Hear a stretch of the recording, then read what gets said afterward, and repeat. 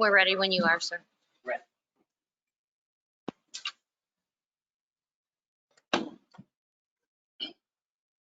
Good evening, and thank you for attending tonight's City Council meeting.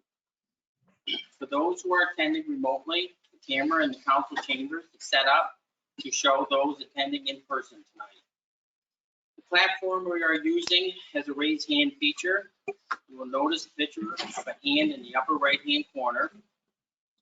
When we reach the point in the meeting where the public has the opportunity to address council, you can click on that button and be given your opportunity to address council. Please stand for the Pledge of Allegiance.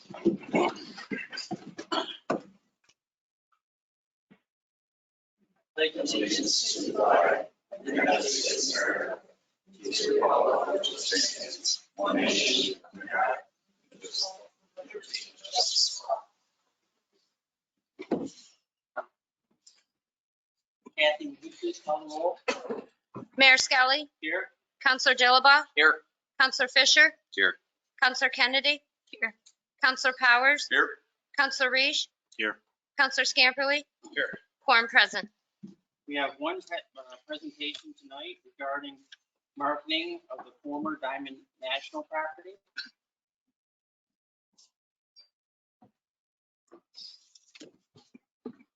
Good evening, Mayor and Council. I am excited to be able to share with you all publicly the final RFP, the request for proposals that the city has officially published for the Diamond National site. You can see it, for those that are attending here in the council chambers, you can see it here on this screen. It's a 26-page document designed for developers. It does showcase some of the basic information on the Diamond site as well as the adjacent Shade Roller site. It talks about the overall acreage. It provides, I'm not sure, Kathy, if you can flip, Do you want me to? if you could flip through it to page 3. That's the table of contents. Page 4.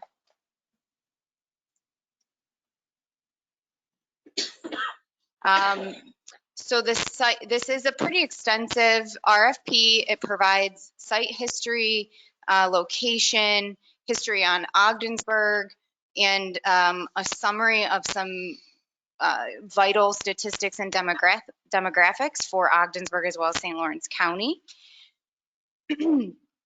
It provides several graphics to help developers get a feel for where this site is, what's around it, as well as what we have here in Ogdensburg to showcase. We are currently working on kind of boiling this all down from 26 pages to a 1-page front and a back kind of fact sheet that will be more geared towards the general public and the media. So that will be available by midweek this week. Again, just sort of taking some of the very highlights of the RFP and the site itself into just a really quick 1-page summary. This is out right now, and we are asking for responses by September 20th, which is a Monday. We will be prepared to bring those responses back to council for review later in October. I know that council got this in draft form, so I'm happy to answer any questions or entertain any thoughts that you might have on the RFP itself. Very nice. How was that disseminated? Who's it go to and marketing? So we are working with Vita Nova on this, and they are the clearinghouse for developers. We have sent this out directly to over 150 developers. And anybody that wants more information can contact Jessica, and that information is actually in the RFP.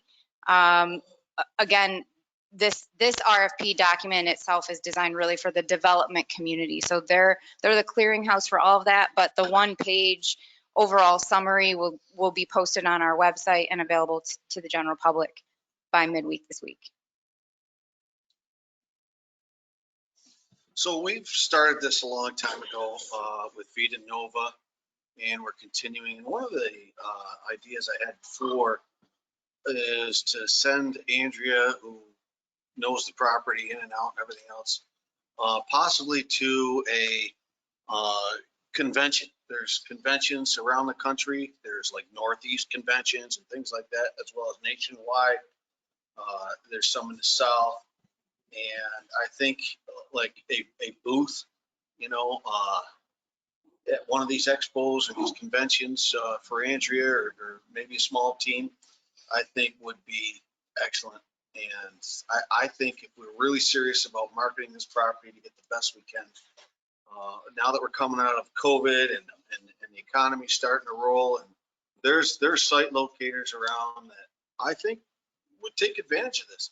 You know, if you look at the demographics here and the population in Canada, things like that, these are the things that people are looking for. They, you know, so I think it's great to continue this, and just an idea that I think Andrea would do us a wonder at one or two of these conventions a year at least. So these are my thoughts, and maybe she can do it in the first year. So Just to piggyback on that comment, the RFP does outline some dates in addition to this response date. In August 10th, we'll be having an informational meeting. It'll be a combination of virtual and in-person informational meeting for developers, potentially interested parties. We'll be hosting that in partnership with Vita Nova for the development community. And Tuesdays in August, I'll be making myself available to do site tours for interested parties as well, to take them to the site, discuss the site history, and go over environmental background that may be relevant to subsequent responses. So. nice. Obviously, you wouldn't limit yourself to Tuesdays. No, but we're marketing Tuesdays as being available. We have both morning and afternoon times.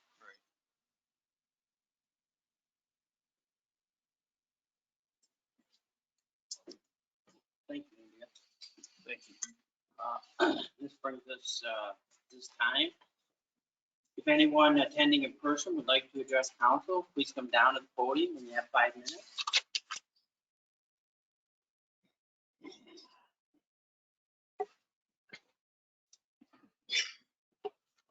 Good evening, Council, Mr. Mayor, Good Mr. evening. Jelly.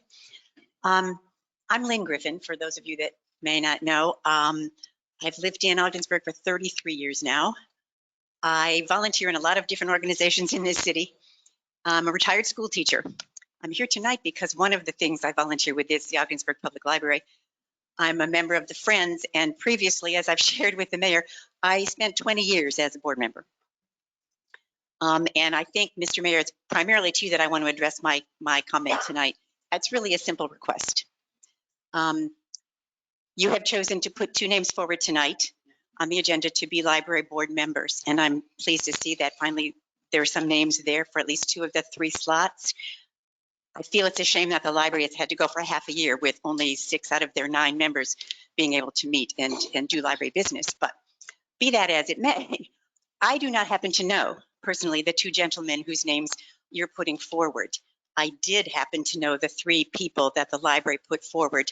And if I didn't, I know that their qualifications were shared. I'm not aware of any of the qualifications of the 2 people whose names are before us tonight. So my request is simply that at some point this evening, when you feel it's appropriate, that you share these kinds of things with us. Like, are they library users of this library or other libraries? Have they served on other boards? Have they been involved in educational or cultural activities in our community? Things like that. So I hope that either you or perhaps they, if they're here, and I don't even know, would be willing to do that so that we're aware. Thank you. Is there anyone else like to speak?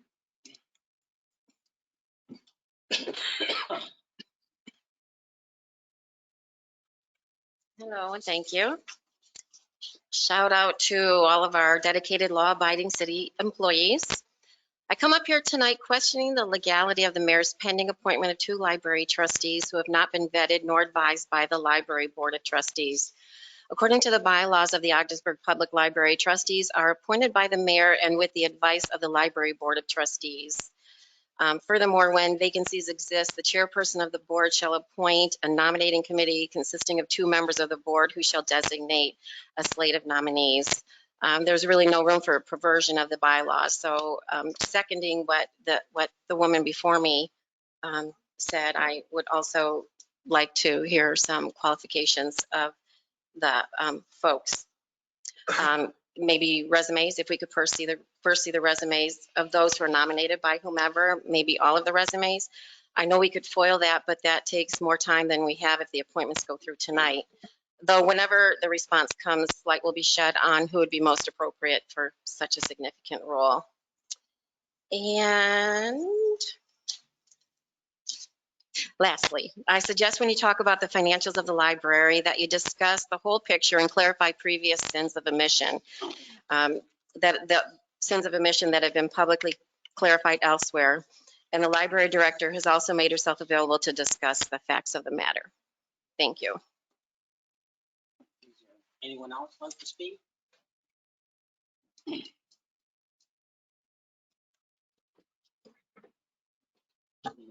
I come across some pictures I had. I did it back in 1936, a few more places. You know, recognize it. And I'd like to give a loan to the city for about the first of the year. And Mr. Doug can just spot on my special display. The key right there. And look at those now. It's a good place. Thank you. Thanks, Mike. Next. Anyone else like to speak?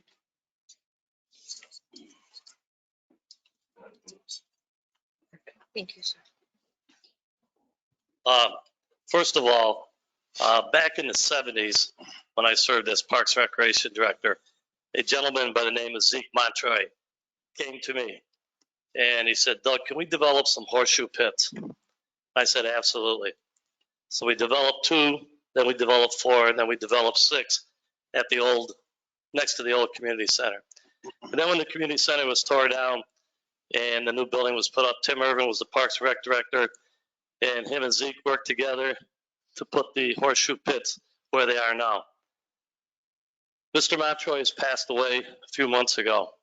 I'd like the city to consider naming the horseshoe pits over there the Zeke Montroy Memorial Park for the horseshoe. He went to the state tournament.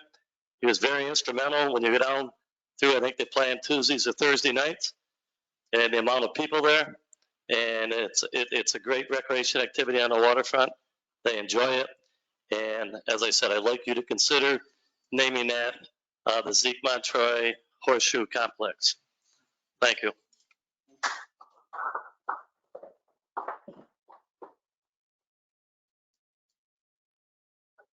Anyone else like to speak? Is there anyone remote?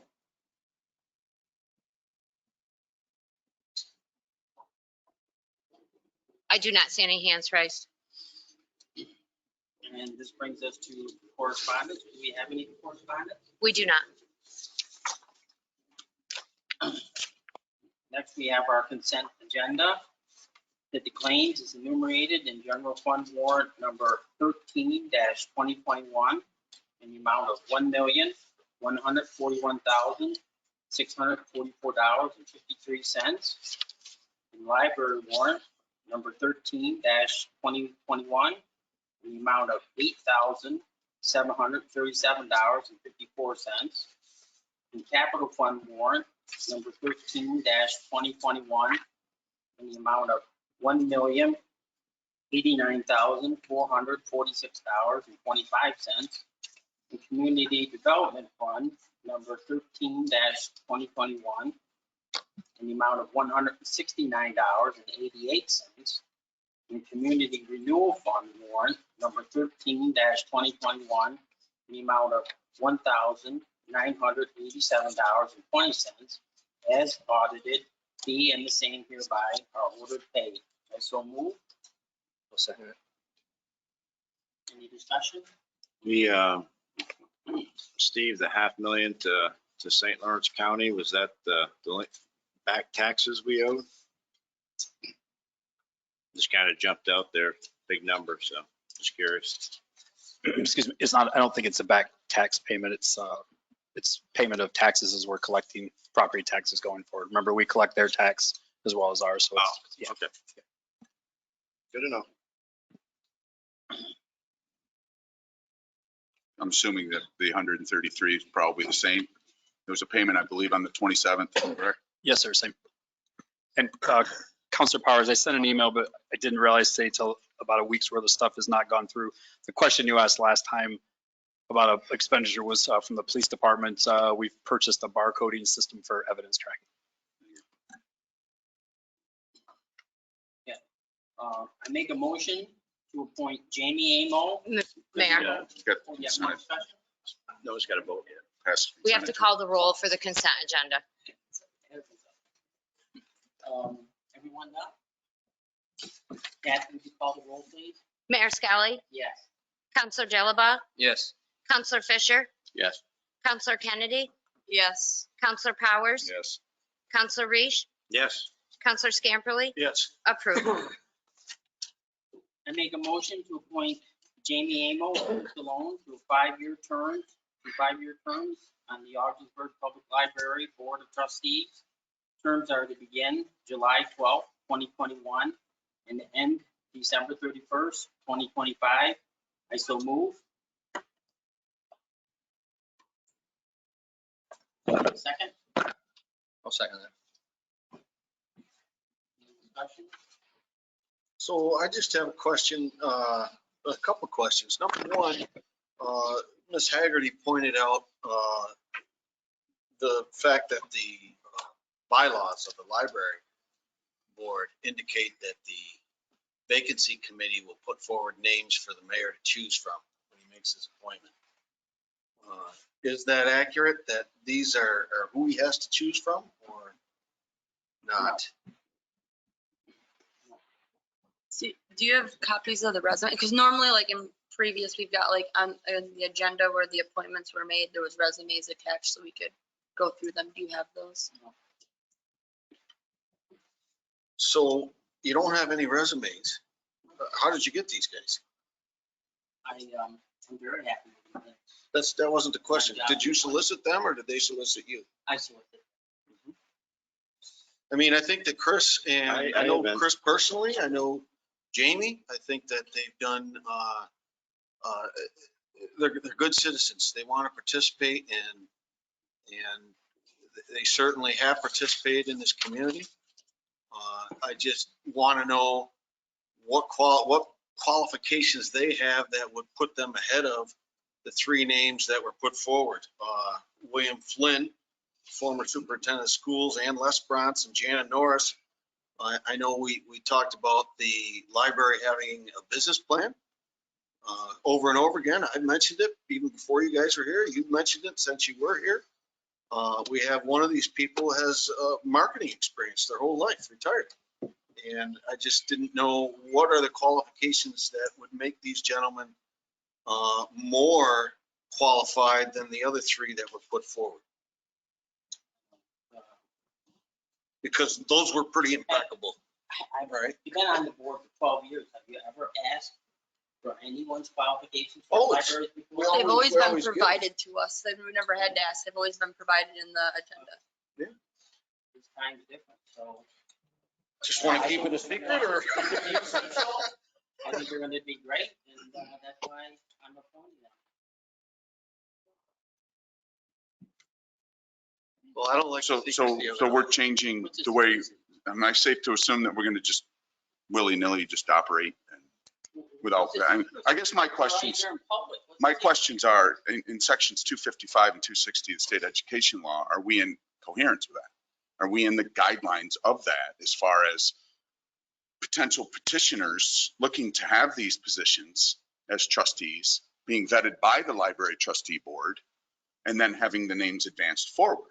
We all know your position, but there's still guidelines and objectives that need to be adhered to, that you just openly admitted that we're not going to I think adhere we to. went through the guideline and you follow language and become censured for it the last time it came up. What's that got to do with anything, Mike? It was the mayor Really? appoints. That's the all you mayor got? appoints, and that's it.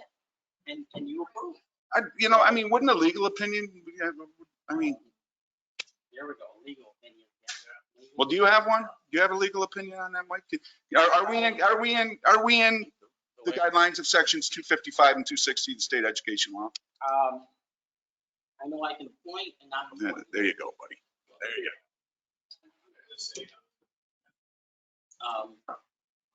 Kathy, would you call the roll, please? Counselor Scamperly, So are we even voting on this? Yeah, We don't vote on it. I appoint, and the council approves. Well, no. That's not, well, now council gets a say. you're, Well, I no, suppose, sir, okay. thank you. There you go. Now you gotta say. Whatever. Mayor Skelly? This is your appointment. I'm sorry, what? Mayor Skelly, Yes. Counselor Dilaba, Yes. Counselor Fisher, Yes. Counselor Kennedy, No. Counselor Powers, No, Counselor Reish, Yes. approved. Just to answer some of the questions, I'm sorry that, library boards become so contentious. It's really unfortunate. It is the. You guys are sitting up there. Hey, it's enough of you. One more word and you're out. I'd like him removed right now. I'd like him removed. You've had enough. who's running the meeting Please here? remove them. Jerry, please go ahead and sort it out. Doesn't have any answer. We want your last one. Yes. Not deserved, I mean, like everybody else is. Like everybody else.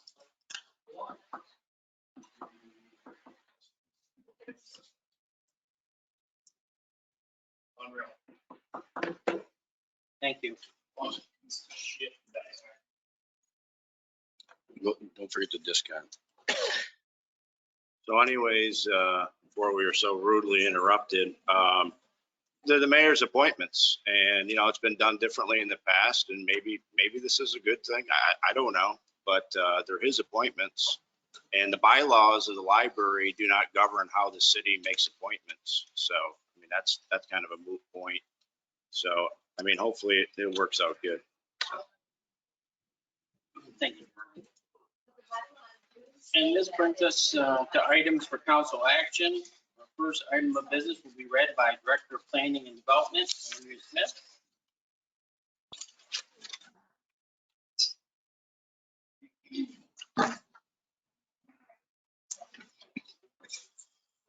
A resolution authorizing the submission of a 2021 Department of State Brownfield Opportunity Area BOA grant.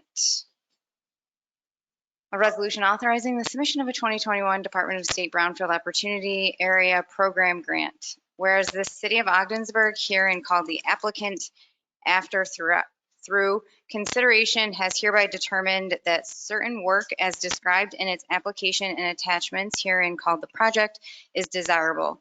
And whereas section 970R of the municipal law authorizes state assistance to eligible parties for brownfield opportunity areas program grants by means of state assistance contract, the contract. And whereas the city of Ogdensburg deems it to be in the public interest and benefit to enter into a contract therewith. Now therefore be it resolved that the Ogdensburg City Council, that Stephen P. Jelly, City Manager, is the representative authorized to act on behalf of all applicants in all matters related to state assistance under section 970R of the municipal law, of the general municipal law for the project. The representative is also authorized to sign and submit the application, execute the contract, request payment advances and reimbursements, redistribute contract reimbursements as appropriate, submit project documentation, and otherwise act for all applicants in all matters related to the project and state assistance. 2, that the applicant intends to complete Phase 2 environmental site assessment activities to advance development of the following tax map numbers. Tax map number 48.071-2-11, 48.071-2-1.2, 48.078-1-35, 59.021-4-33, 48.078-4-4.11, 48.078-4-28, 48.078-4-29, 48.078-4-30, 48.078-4-41, 48.078-4-31, 48.078-4-32, 48.078-4-40, 48.078-4-33, and 48.078-4-32, identified and described within the Ogdensburg downtown waterfront core brownfield opportunity area. Number 3, the applicant requests funds in the amount of $300,000, representing no more than 90% of total project costs. Number 4, that the applicant agrees that it will fund the applicant's 10% share of the project. And number 5, that this authorization take effect immediately. This is the template resolution that we are required to submit if the city so chooses to submit a brownfield opportunity area site assessment grant. Can you describe those by their I'll common move name? that. I'll second it. Yes, and again, this is the template that we're required to use, so Yep. Great question. These sites are city-owned properties, generally described as the Shade Roller site, the former cheese plant sites, which is a collection of 9 of those tax map numbers, 17 Main Street, which is just north of the former cheese plant properties, the former Club 1812 and the surrounding 2 vacant parcels that were formerly parking lot areas, as well as property that the city may come into ownership, and both of which have been formerly entered into the state's brownfield cleanup program as volunteers, thereby making them eligible, which is the Kiwanis property and the MCYC property. So those are kind of commonly referred to as the Augsbury, 2 of the 3 Augsbury properties. So that's the map that. Yes, and there's a map. Yep. In Shade, we haven't gone through a phase 2 at Shade yet. No, we have, but we will have to be doing additional site assessment should we proceed with the remaining cleanup activities, which is we're presently working on right now, with the expectation that we would do that cleanup work probably in the spring of 2022 if the bids come back favorably. There would be additional site assessment work as part of those cleanup efforts, and this funding could be used for that.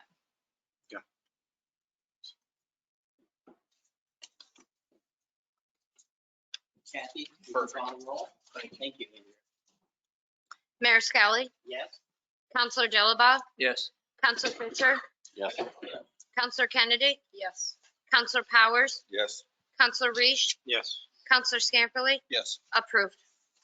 Our next item of business will also be read by the Director of Planning and Development. Andrea Smith. A resolution in support of a 2021 local government efficiency grant application for a North Country Regional Shared Geographic Information Systems project. I'll move that. And just to explain to the public and the council kind of generally, it's So presently, the city of Ogdensburg has a shared service agreement with the Development Authority of the North Country, who hosts what's called an IMA, which is a GIS portal. So we have some information, including parcel information, water and sewer information that is available to the public to look at any point in time. And this application would further that partnership, and they would map bridges, culverts, and signs here in the city of Ogdensburg. This grant covers 90% of the costs, so we are responsible for the city's 10% share, which in this case would be equal to $2,100. Did they do that mapping at Dank, or do our people do it? They come, well, employees of the Development Authority will do the work. They will come to the city and collect the GIS information. They'll create layers, essentially is what they'll be doing, based on coordinates that they would take in the field.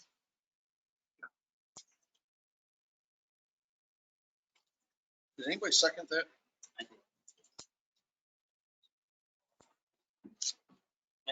Kathy, would you call the roll? Counselor Dilaba? Yes. Counselor Fisher? Yes. Counselor Kennedy? Yes. Counselor Powers? Yes. Counselor Reese? Yes. Counselor Scamperly? Yes. Mayor Skelly? Yes. Approved. Our next item will be also read by City Planning and Development. Sorry, I'll be up here a little bit.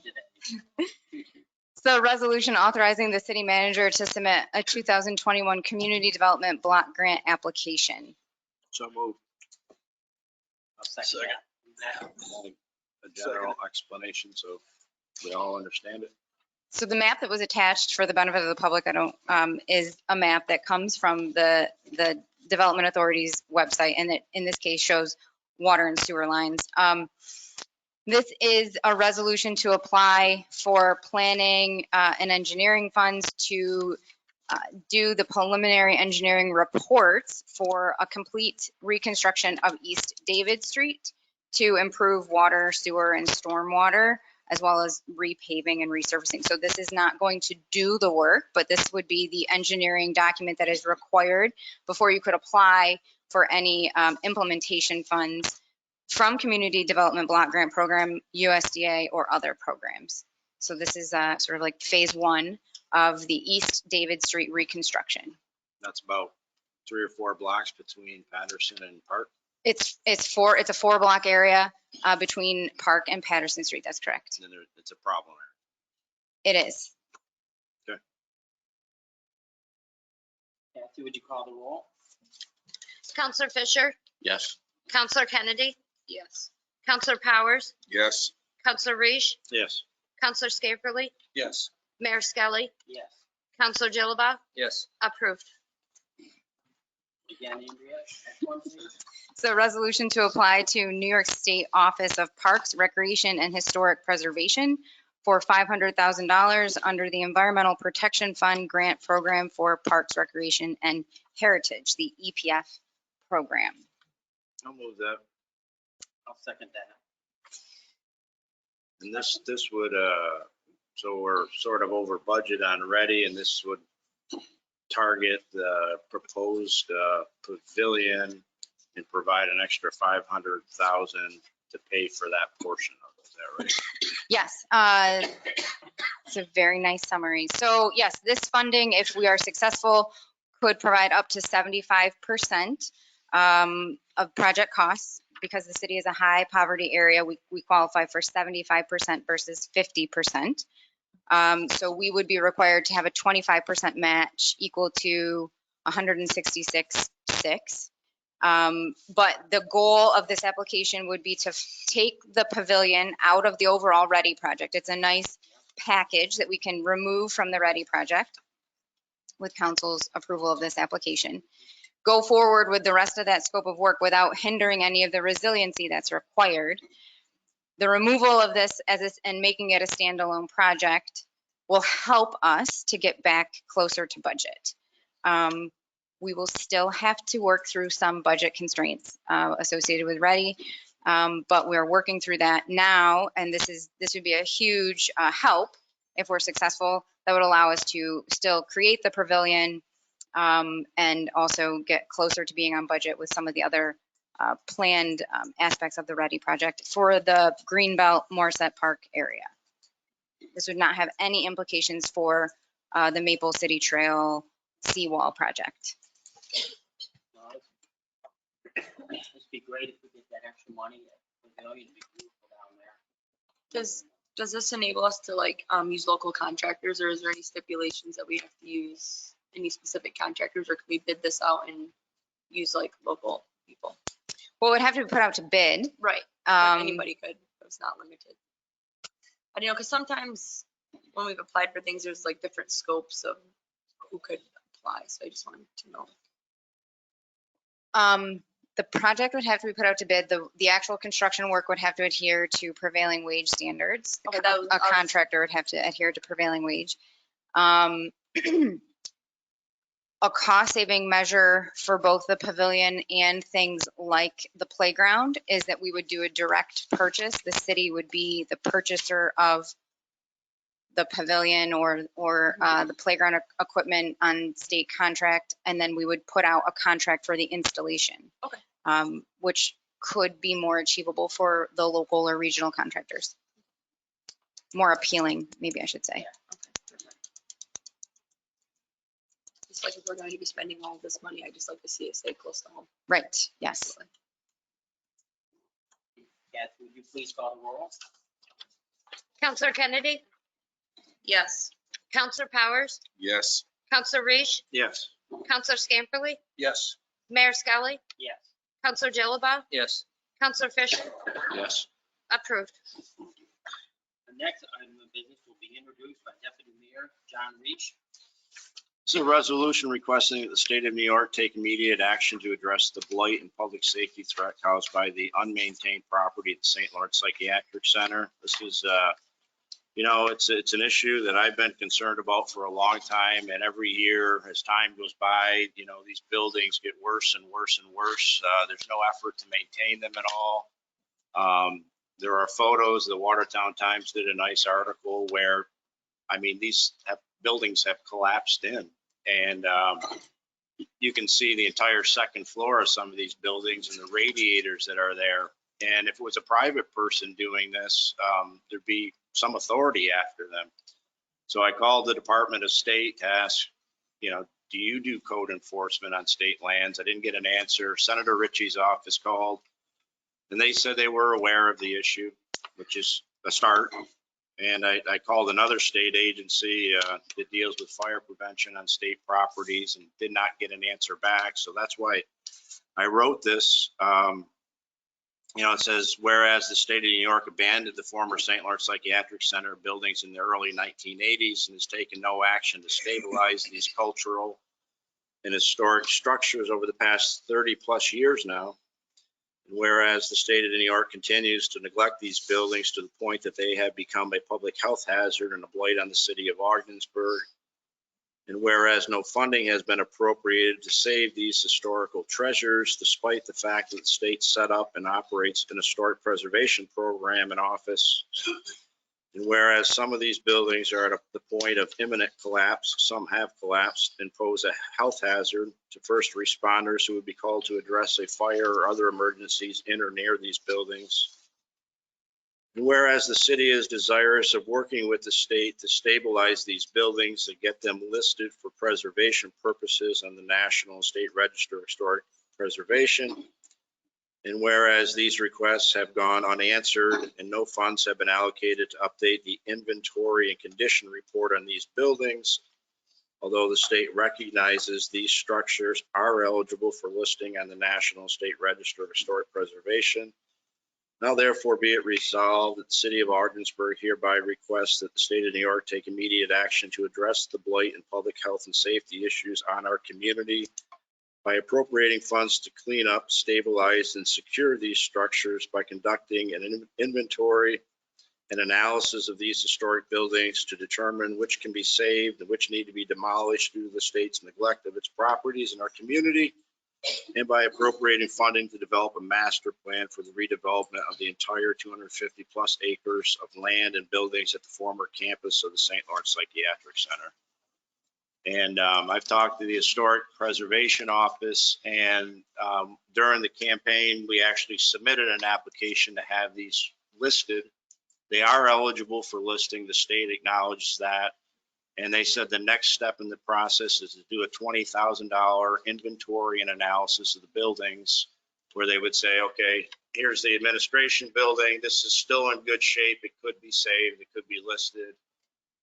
Here's another one that is basically collapsed, that has no value. The state should clean it up. So John, that's that's just to hold you up. Move it and then I'll let you keep talking as So moved. a discussion. I'll second. Second it. There you go. All right. Keep so going. now you broke my train of thought. I was on a roll.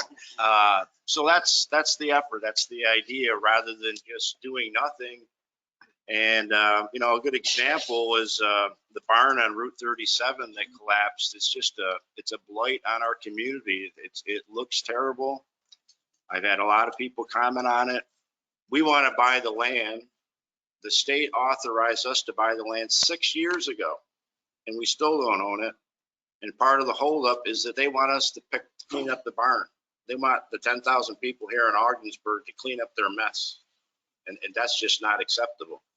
So I just think we need to take some sort of action and convey the sentiments of the community to get things moving forward. And if we don't hear anything over the next month, any feedback at all, you know, I don't have any problem appropriating $20,000 to do the inventory and analysis, hire the consultant and provide the information to the State Historic Preservation Office so they can act on it. So it's kind of a path forward. That's what I'd like to do, but depends what you people want to do. We've all watched those buildings sadly deteriorate. There's something been done 30 years ago. Yeah, I agree. You know, we've talked to the state over and over again on this. We haven't put it forth in a resolution form. We don't seem to get very far, but that point about, especially the barn, I know I brought that up myself. The state comes in and they expect people to clean up even property that they didn't contaminate. If you remember a few years back, I'm not going to say the family name, know what but you're there was a talking about. place down on Ford Street and it was over $1 million or something. And they forced it and they keep forcing it against the common citizen, but they won't do this. I'm not sure. The language is great language. There's a couple places it looks like maybe we shame the state. And we can have that discussion. But more than that, I did want to make an amendment to it. Just to put, if you look at the last whereas, okay? Yeah. See the word although. I want to strike it. And then I want to take the rest of that sentence and make its own whereas. And I want to put that whereas as the 1, 2, 3, 4, 5th whereas. So it would say, whereas the state recognizes these structures as eligible for listing on National and State Register of Historic Preservation. And the only reason I want to do that is because I think it's a little cleaner if you try and keep each whereas focusing to one point. That one's covering two different aspects. And so that was a change I'd like to see, an amendment. I'll second that if you want. Okay. And then the second one we'll probably have a little bit more discussion on, and this was where I was saying maybe the language is a little bit too derogatory towards the state. It's in the now therefore be it resolved, where it says which need to be demolished. And then if you were to start right there, due to the state's neglect of its properties in our community. I don't disagree with that statement. I just think you need to watch how you're dealing with Governor Cuomo and the state. If you want to make those, I'll second them. Those are fine by me. Okay, I'd like to make that. So the first one I said, we'll call that amendment number 1. Or we could just make it one amendment. And then the second part of it was strike from the word due to the state's neglect of its properties in our community. I just think it's a little bit too derogatory towards the state of New York right now. I think you have to take the emotion out of it. Yeah, when we're trying to keep Sometimes. prisons. A little strong, but true, but I understand. Things like that. I just, but other than that, yeah, we've been working on this for a long time and I don't think we've had a resolution on it that addresses the state historic and preservation. I'll second the amendment, Kathy. Thank you. And then my only question was this approved by the city attorney? This resolution? No, it's not illegal. It's just a resolution. I just thought that they all had to be approved by the city attorney. They do Just a not? form. I guess my concerns are, and piggyback and as we spoke earlier, you know, it's strongly worded, but more importantly, and I applaud the effort, really do, because nobody can disagree with the fact that these properties are blighted properties and caused by this, you know, through the state ownership. But I mean, reality is reality. I work in the correctional system. We've got shuttered correctional facilities around the state of New York that have been shuttered for years that have no reusage in any way, shape, or form. You know, if we can attack through the historical preservation aspect of it, I suppose it would get somewhere. But let's face it, you know, the state's just clawing out of a budget deficit. I'm not keen on giving up our money, quite frankly, to have a study done. I'm not too cool with that. But, you know, I mean, I recognize the need because it's valuable property that could be utilized down the road without question. But, you know, in all reality, I'm happy to help move this in any way, shape, or form at the state level. But ultimately, at the end of the day, my biggest fear, and it's just because I deal with it, I see it, and I know you have in your experiences.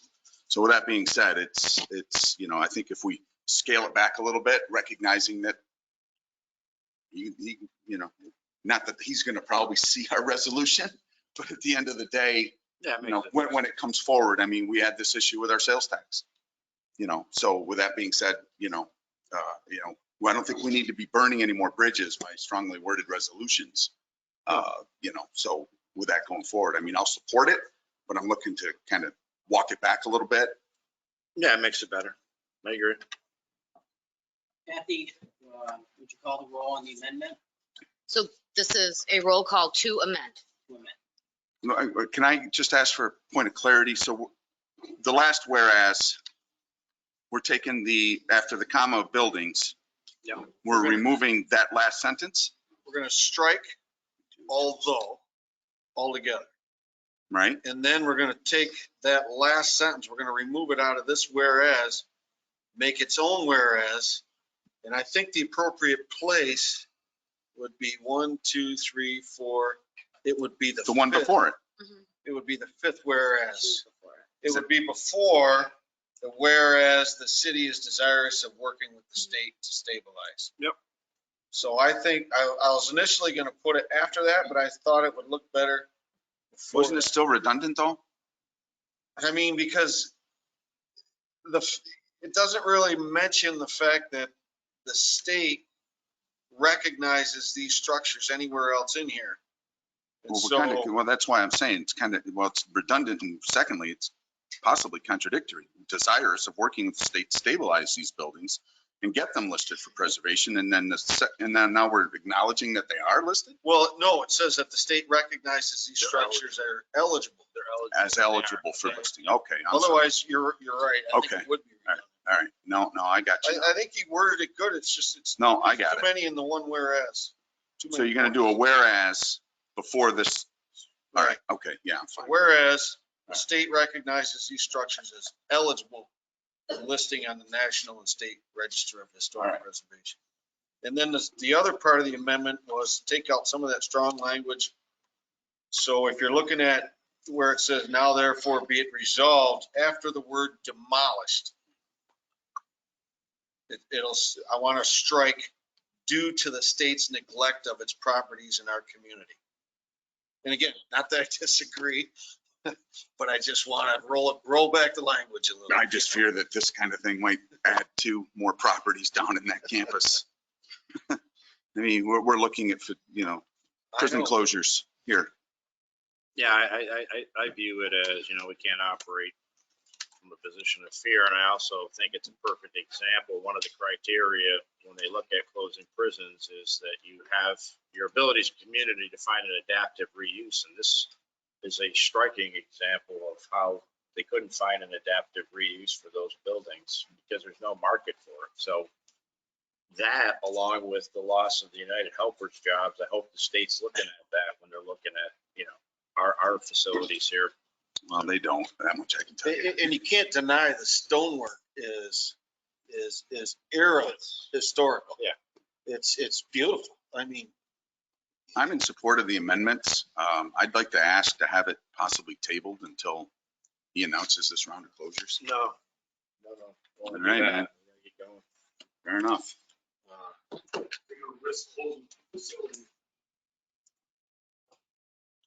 All right, so. We call the roll on the amendment. To amend. Counselor Powers, I'll support the amendment. Counselor Reese, Yes. Counselor Scamperly, yes. Mayor Skelly, Yes. Counselor Dilaba, Yes. Counselor Fisher, Yes. Counselor Kennedy, Yes. and now we need to do a roll call as amended. Yes. So I think I like Mike's idea. Why don't we wait until the next round of closures gets announced? We've been waiting 30 years. What's a few more weeks? I tend to agree just because I don't want to put a bullseye on our back. We're already kind of not well received in the state as it is. Now we're looking for a home rule and we're doing a lot of asking. So maybe to the next meeting, see if something comes out. Can we do that? That's a great resolution. I agree with the resolution. And I I'm just applaud saying you, maybe the timing went out. The next meeting? Well, my suggestion would be, and this is just from my point of view, would be to wait until after the closures are announced. I think it's very. Quite frankly, I'm not comfortable fitting it all in here right now. Right. Yeah, I don't see them as connected. I don't No. see them, I mean. You work in state government, If you that's should the way, realize that if that's the way, the state operates, shame on the state. I don't see it connected at all. One's the Office of Mental Health, the other is Department of Correctional Services. And like I say, it's a perfect example of why they shouldn't close the facility. And we've expressed our support for the facilities on multiple occasions. So, yeah, I think we should just move ahead tonight and send a strong message to the state on that. What do you guys think? Seriously, do you want to move this? I support the resolution in its form. I can't honestly, and I do, I really do. Because it's, it has the potential to, we don't own the land and we may never own the land. Maybe taxable property down the road for the city of Augsburg, but, quite frankly, right now it's not. And we've got significant deficit in the state of New York right now. And I'm afraid that we could be impacted by that yet again. And I'm not negating the United Helpers or any of the other aspects that we have out there. But right now, just the way I know state government, the way it operates, I'm not comfortable sending something down in this form right now. I'm just not. And I think, quite frankly, this is a job for our senator and our assemblyman to be working on this aspect of it more so than and I think a supporting resolution from us would go a long way with them. But, a simple charging them of having to do this. Yeah, I think this will go to them. Well, I know it will. At least they're concerned about that, but. I think this is watered down by Dan pretty well. And I know that as far as the state shouldn't, the city should be shamed into it. But, 30 plus years, they should have been shamed for something. And didn't we 5 or 6 years ago get awarded some type of monies from the senator that she was able to secure in order to take some of that land? There was. It just was put it up for sale. But we got money, but it was never moved. If we would have purchased the land from the state, You had to tear down the barn. there was going to be an award, we suspect, that would follow up, that would help us do some of the cleanup, not all of it. But, I think that's besides the point here. And again, I applaud the resolution. But I think Mike's got an inside scoop that none of us have. And I just, this is one of those moments where I want to see this resolution. I've asked for this before, but I want to put my faith in Mike, and we didn't really talk much about this. But It him didn't saying dawn that on me until right this now, discussion tonight, to be honest with you. I'd like to put my faith in Mike and say, whoa, his expertise with the state, I'd like to table it and just hold off a little bit. I definitely want to keep it here. We'll support it when the time comes. But right now, I think he's right. I think there's closures coming, and I think he has insight that we don't understand. You know what? I think you might be right. If he has some type of knowledge of something might be coming, there's no reason not to yield on the side of caution. Thank you. And I don't, it'll come, you know, and you're already stating you're going to support this 100%. 100%. I mean, right across the I board. support it too, as So- soon as I just. No, I'm just saying Yeah. that there's no, you know, There'll everybody be keep- another round of closures after this round. there could very well be. No, but I'm after- fine with waiting until, January? Well, it would be the end of the fiscal year. Yeah. Be honest with you, I'm hoping they rip the Band-Aid off sooner than later, but you know, I don't have any insight as to what's coming, what facilities are targeted here. Again, I'm kind of uncomfortable talking about it with Sydney in the room. But with that being said, I don't have the wherewithal, and I won't know until 10 minutes before they go live with it. But I know it's in the budget. I know it's going to happen, and Listen, you're there. So and I have working knowledge of how they operate. I'll make the motion to table. I'll second. And you will have my support when this comes. You have mine as well. Kathy, would you call the roll, please, to the table? To table. Counselor Reese, Yes. Counselor Scamperly, Yes. Mayor Skelly, Yes. Counselor Dilaba, Yes. Counselor Fisher, Yes. Counselor Kennedy, Yes. Counselor Powers, Yes. table. And that's with the amendment, so when it comes back, it'll come back Leave. with as amended, correct? That is correct, because Okay. council approved to amend. Perfect. This brings us to old business, and we'll begin with City Manager Stephen Jello. Council, nothing new to report on sales tax, other than a brief in the letter I sent you from the county. We'll be extending the current sales tax agreement for January, February, March to cover us. And we will be getting a portion of the 1% as the county allots to the towns and villages for the coming fiscal year. At the next council meeting, we'll start the process of passing and changing the local laws to begin the preemption process.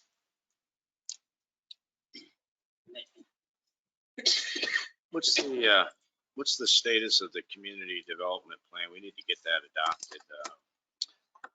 So we've met with 7 of the entities we wanted to meet with. We have 3 left to go, the biggest being the OBPA. I've asked them for a date this week. If we don't hear from them, then we'll just move on. But I felt it was pertinent to meet with all the entities that we spoke about. So I've got 1 private developer that you asked me to touch base with, and 1 significant entity to meet with. So we can have that for the August agenda. That gives you 30 days. I hope so. From here, I've got to send it over to the county and get it through their schedule. We're moving as quick as we can.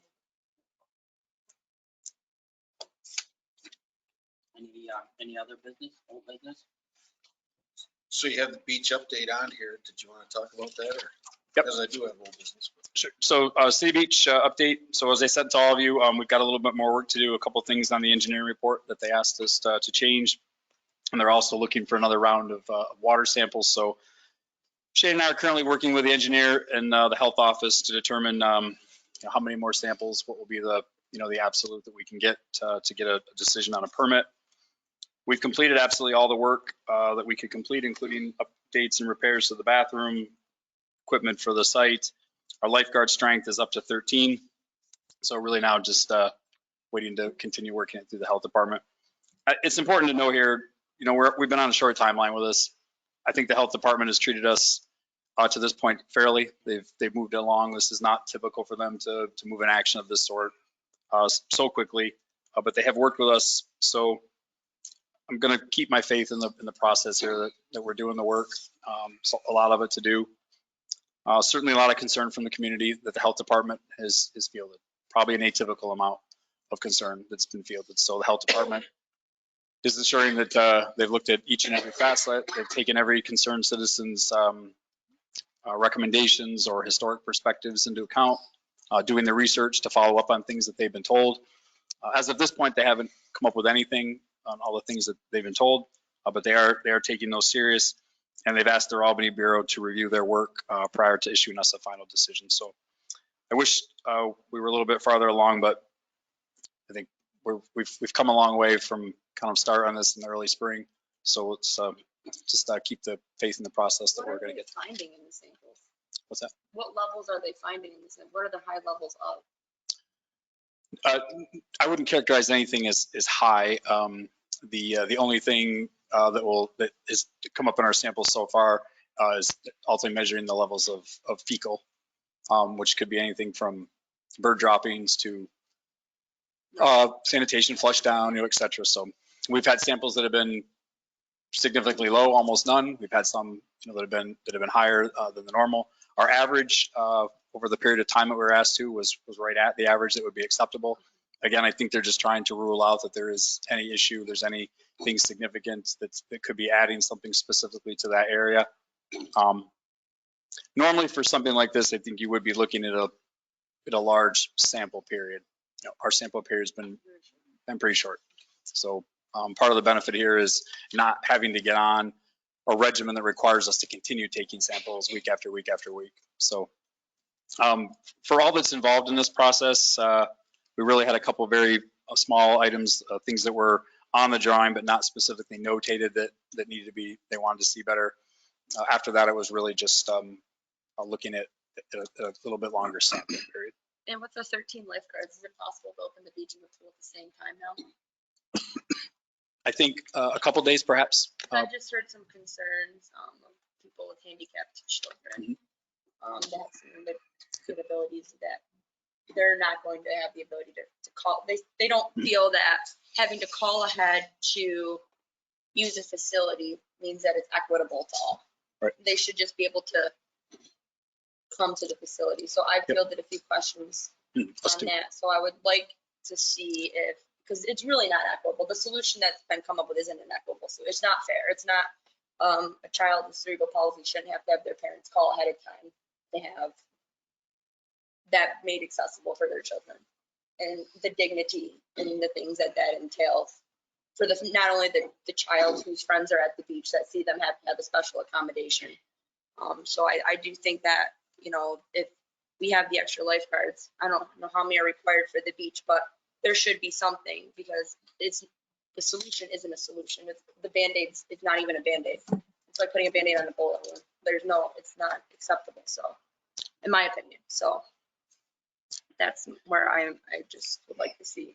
There's no sense in closing one to use the other if there's the lifeguards. All right. So while the staff has increased a little bit, I don't know that we'd be able to do all the days with both open. And while your points taken, Counselor, and we certainly feel the questions as well. I think I don't agree with your characterization though about fairness. We are making an accommodation. That is what the law requires us to do, is make an accommodation. So we're doing that. Equal doesn't mean equitable. They're two different entities and words. So I'm just saying, I'm stating my opinion is I don't think it's equitable for the city to do. But that's my opinion. So what does the engineer have to say about potentially, and he may not even have this posed to him yet, but trying to come up with an ACA qualified beach, basically accommodation. Is there a plan, or can he develop one down there? He can. We've had the discussions. I think we talked at a previous council meeting. One of the things that using some of our money, to do perhaps in the American Rescue Act money will be to, do the development of that and then be able to do it if we continue to be able to open the beach. I don't think there's any question we want to be able to do that. It's just, it's not something we can do in a couple of months. Certainly not something we can construct. If we look ahead, maybe there's some grant money. Absolutely. So, but if he's got to design it first, right? Absolutely. And again, there's no issue. And I think the terrain doesn't, it's not something that can't be designed. We can absolutely get the design. There's no question. We can get it designed and we can get it built. Just not this year. Right. Yeah. Right. So we have 13 lifeguards, Yes, sir. and since we're waiting on water samples and whatever, the pool right now is open 5 days a week. Yes. Yes, goes on Sunday. Couldn't we just open 7 days a week now? If we've got 13 lifeguards and We just got 4 more today, so we're looking at what we can do with the additional staff. We really had been planning, Counselor, to open the beach. no, but I'm just saying in the meantime, Yep. you might as well I mean, still, it's hot on those days. Yeah, absolutely. We got people. Open it, you know? Yeah, by all means. So we're looking at early August for the beach if it's feasible. I hope if we can convince the state to stay within this time parameter, maybe we can get it to go soon. We can get the entire month of August and 1st of September. Yeah, okay. Do we have a dollar amount total? Last council meeting was 18,000, it's still the same. I think we're at 21 some change. Does that include engineering or? To date, the engineering work has been done. It's been done pro bono by EDR. Oh, perfect. By who? I'm sorry? EDR. Water samples. We asked to have the tests forwarded to council. We get those forwarded to us as they occur. Yeah, we have all the current results in writing as of last Friday, so we'll get all those packaged together and send them out. Any tests continuing going forward as well. I'd like to jump back onto the sales tax real quick if I can. Just a quick question. One, where are we with the, when is the Pinto, Siski and Hooper going to be doing the audit presentation? I think Nicole asked last meeting. I think she said she I didn't write it down. Wasn't she? Yeah, she just finished kind of the comptroller's review with them. They've got a couple little things they're cleaning up. And then I think we'll be reaching out to the audit committee members for a date here soon. I'd like to get it done before we do the mid-year budget review in a few weeks. So hopefully in the next week, we'll get the audit done. Combing through a lot of the, I know that prior to preemption and the discussions going forward to preemption, you, I know your office and the comptroller's office here had a heavy lift as far as obtaining tax receipts from local businesses, the city businesses, prior to any preempting. Where are you with that? You know, I know the issues with the box stores, and you're probably not, you know, but I mean, you've got to have some brevity or an idea, possibly, maybe not yet, but soon, hopefully. I think we'll have an update at the financial brief in a couple of weeks to the one that we sent you. I think our data has gotten a little bit tighter, but I think the estimates that we showed you a couple of weeks ago on the spreadsheets we sent are pretty close to what we believe. And I think it's also as close as we can estimate with the raw data we had. To go any further, to make any higher level of projections, I just don't think it'll be smart for our budget planning. I feel locked down in the two areas that we have. The first being the last time we collected sales tax, 2000, we collected $1.8 million. So I feel comfortable when we correlate what was then with an average rate of inflation, what you could expect the increase to be versus what we've looked at the total purchasing that we're pretty accurate when we think we're around that $2 to $2.5 million mark. I don't think we're going to get any tighter because we're not a tax collecting jurisdiction currently.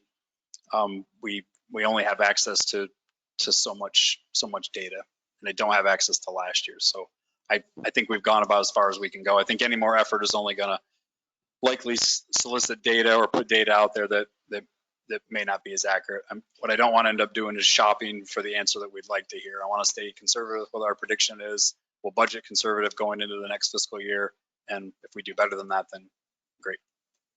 I guess the reason I ask is earlier this year, Angela Gray gave a presentation here and did an analysis of the 2020 final year and then how it was trending in 2021.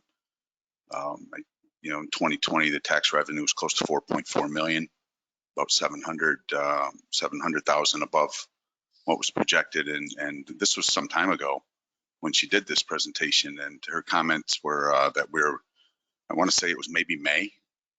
We're trending at 500,000 above what was projected for us this year. So that's why I'm asking about those numbers and inside the city limits here as far as our business is going forward. Tax receipts and revenues. Right now, we're trending about 15% ahead of where we were last year, which has us close to $1 amount. 15%. Yep.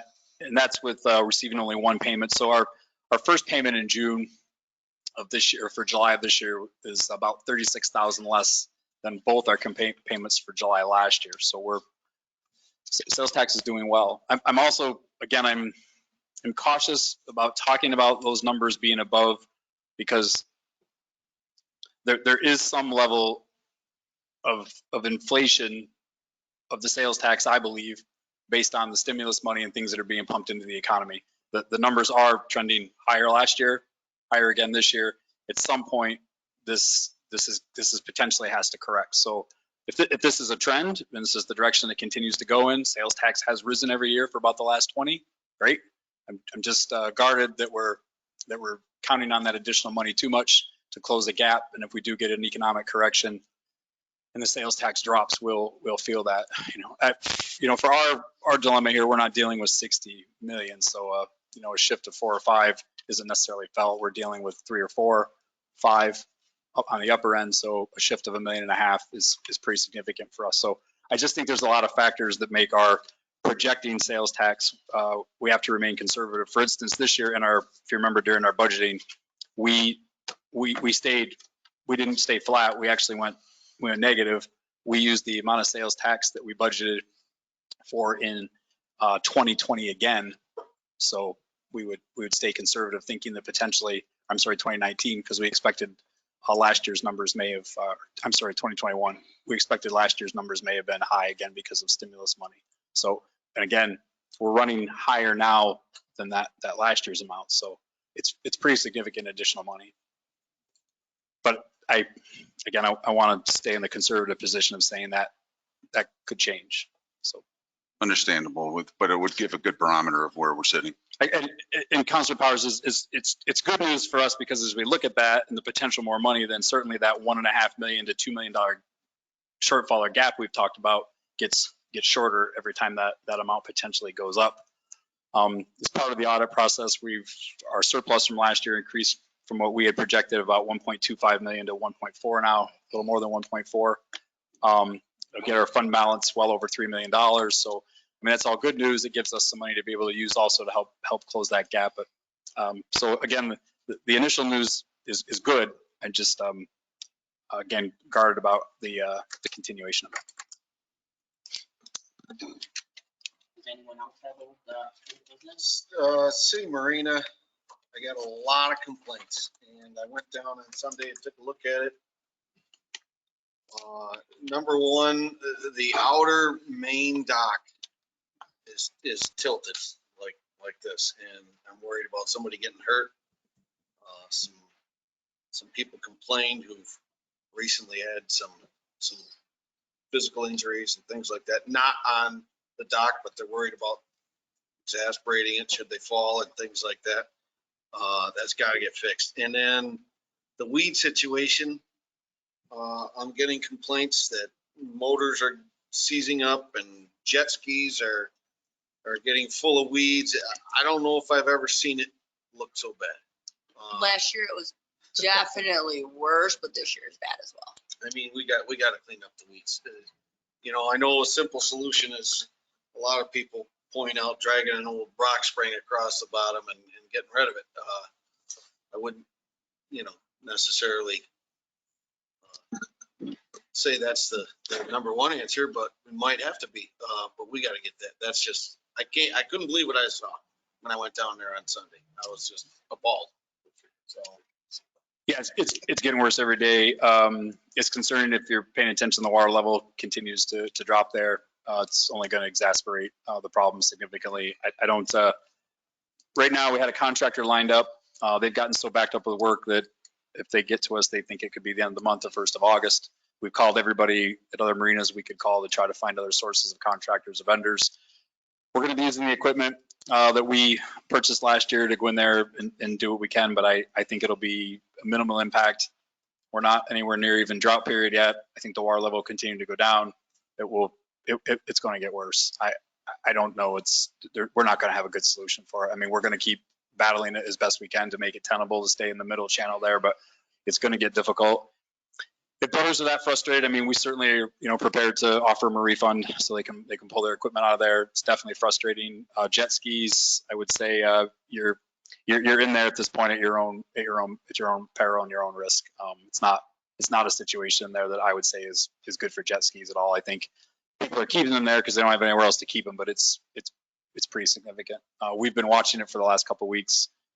It's just a bad combination of a lot of things. Again, water levels low, pretty soon come out of sunlight. Can we coordinate with the individual boaters so they can at least have like, so they can have their boat out at a certain time? Somebody from the city could come down and remove around their slip. Could we?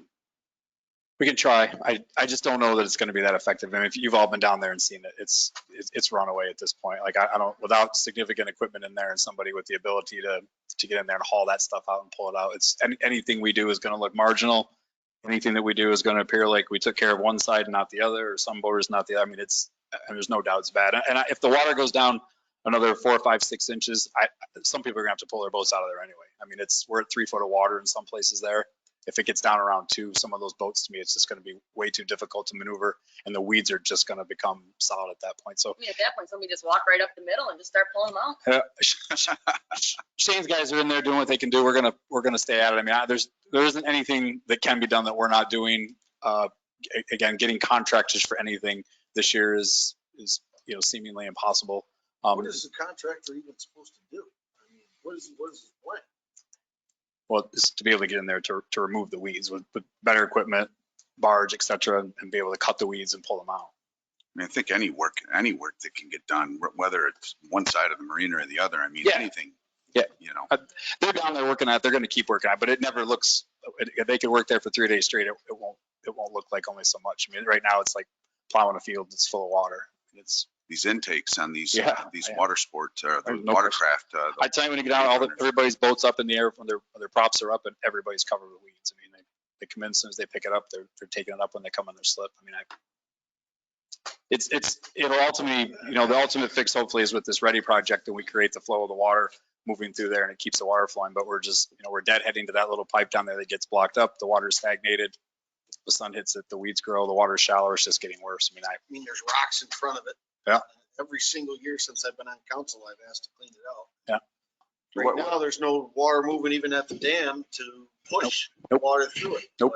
I mean, we're as low as we've been. I don't know what historic level low we're at, but if you go down the shoreline, I mean, it's low. I mean, if you look at on the outside dock, I mean, my 5-year-old is a pretty big sized kid, and the gap between where the water is now and where the water was in 2017 is as tall as he is, so. Yeah. Then the only other thing I have on the marina is, can we get some new numbers on the ends of the slips? Because a lot of them are gone, and people who are doing transient boat slips, they're not all numbered, so, I know there's like a 23, and then the next number is like a 20, like on the same, I know it seems, but if you have people coming in and they run a slip, at least Sure. they can know where to pull their boat into.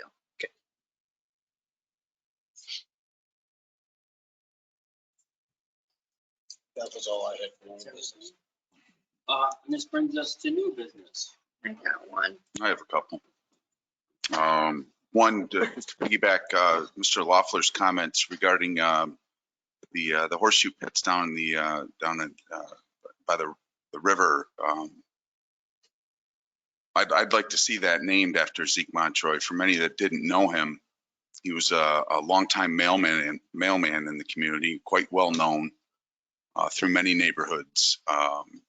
And as Doug mentioned, an accomplished national horseshoe champion, I believe, at the national level. And I think it would be a good acknowledgement down there to maybe name those pits after Mr. Montroy. I don't know if we can get consensus of council to do that, if we need a resolution for him to do that.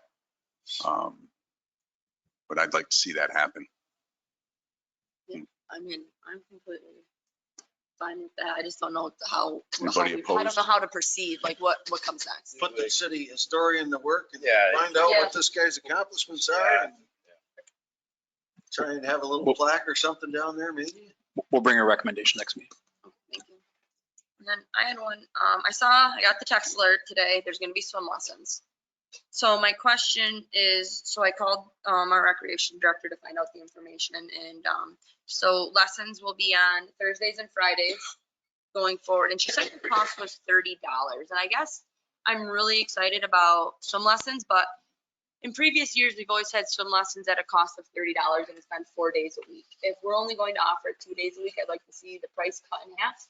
I don't know if anybody is opposed to that, but if we're only going to offer it twice a week, I don't see why members of our community should pay the same price they were paying for a 4-day-a-week event. Does anybody else agree that?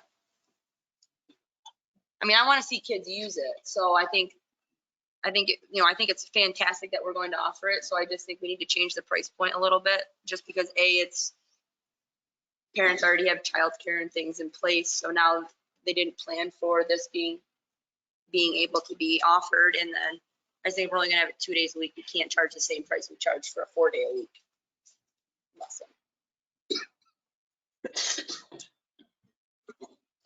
I think we can just do that unless there's objection from council. Why don't we just go 4 days a week? On a side note of that, I Now don't that we have know. lifeguards, They didn't have, well, I was told it was a staffing issue, so that's why they can only offer it on Thursdays and Maybe Fridays. expand it as we go. but you have to be We weren't doing certified them at all, but instructor not- too, right? what's that? You Yes. have to be a Cause certified. like, I'm fantastic. Like, I'm not gonna complain that it's only 2 days. Like, I would love to see it 4, but I'm happy that it's going to be offered 2. And I think the community will be happy it's offered 2. I just think if we're only having half the amount of lessons, just make it half the price. That's all. I'm not looking for like any arguments or. We didn't, and just to parallel, we had 2 requests for scholarships, one in the city and one out, and we funded both. Perfect. But that's all we've had thus far. So. And those are still available to members of the public for people that want to sign their other youth up for camps or lessons or whatever. There is scholarship money available. Perfect. Can we put out a text alert on that too? Sure. I just think that people will.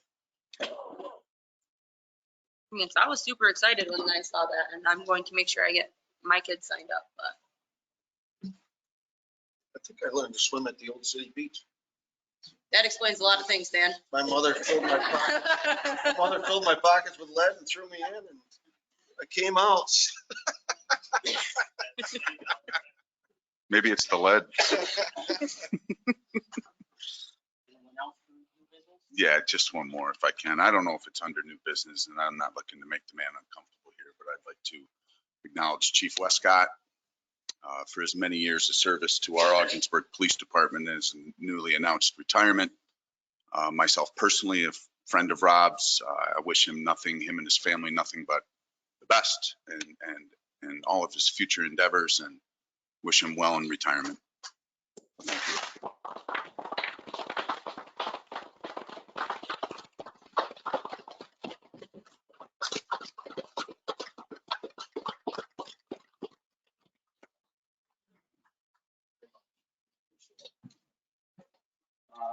So for new business, I'd like us to consider maybe hiring a musician, a band to maybe play Fridays and Saturday evenings down to the Bisbee Center, play outside. There's some music down there. People are going down there now to eat, and they seem to be enjoying that, being outside. And I thought maybe some,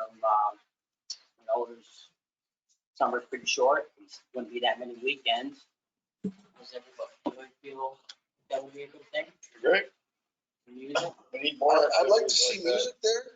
I'd also like to see somehow some coordination, because I mentioned it to the library folks about possibly using it as an avenue to raise money. And people wanted to donate to the library or offer the library a chance to participate somehow to raise money to offset their budget, or friends of the library maybe. I'd like to see some sort of, I don't want to see them eliminated from the opportunity, if you will. You know, so, one of the things we've talked to the library about is a business plan and raising money and things like that. And they've even talked about getting bands sponsored down there and maybe to raise money and things like that. And so if the city wants to do something like that, I say we partner up somehow with the library and use it to help raise money to offset their budgets and things like that. I don't understand. How you gonna work this thing? I don't know how they're gonna make money. I was just gonna, you can pay 50 to 75 hours an hour, sometimes 100 hours an hour, and they're down there for, 3 hours, 4 hours, and they play music. Create a sense of vibrancy down there. Yeah, I mean, that's all I was looking at. If there's a way that, libraries can make money from it, but I don't see really money in it for that. Can we turn that over to Recreation Director or the Chamber of Commerce and we probably have existing funds and just encourage that. That's the We best have way the to do it. resources for that. We do. The other idea was, I thought this would be fun for our young people. So we hire a band and they go down at different times to the Visby Center. And our young people go down and they can help teach them how to play different instruments and also how to play with the band. You know, so they could be right up there and they could be playing their guitar right with the, you know, guy playing guitar, and then another person, young person could be playing drum, and they could learn music and how to coordinate, and, you know, in the future, hopefully develop more local bands so that, you know, I'm hoping that in the future, we're gonna have, you know, more So like an open, festivals and, open mic style. and, you know, and we can, if we bring young people in and start educating them on, we'll have more bands in the future. Have you thought about reaching out to the band director or the school and see if there are any kids or young adults that are interested in just going to try this just because they enjoy it and they just are looking for a venue? I mean, I know tons of kids that are jamming on their front porches and their neighbors are complaining because they're loud. Like, so maybe if we put something out, you might be able to get some kids that are just jamming on their porches to go jam down at the Dabisky Center.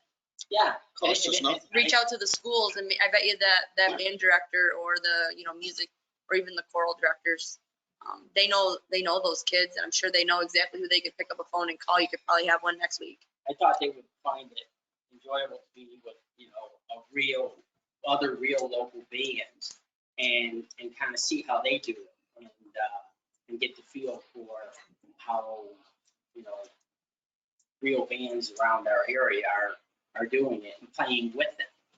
And we would pay that band for their time. And I think it would be really entertaining for residents to go down there and watch the kids and see how they're putting it together and